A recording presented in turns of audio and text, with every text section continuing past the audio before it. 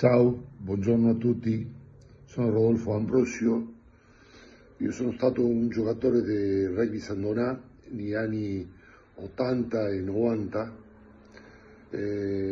sono sempre stato molto orgoglioso di aver avuto l'opportunità di giocare col Sandonà, con tutti quei giocatori che l'ho fatto, sono stati tutti sempre molto bravi, delle persone incredibili. Sandonà sempre, io mi ricordo che è stata la culla dei grandi giocatori. Mi rende molto felice sapere di essere,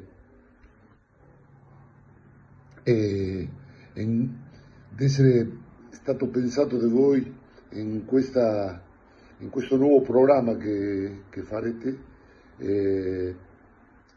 Io vi auguro il meglio, in bocca al lupo. Continuate così. Forza Sandonà!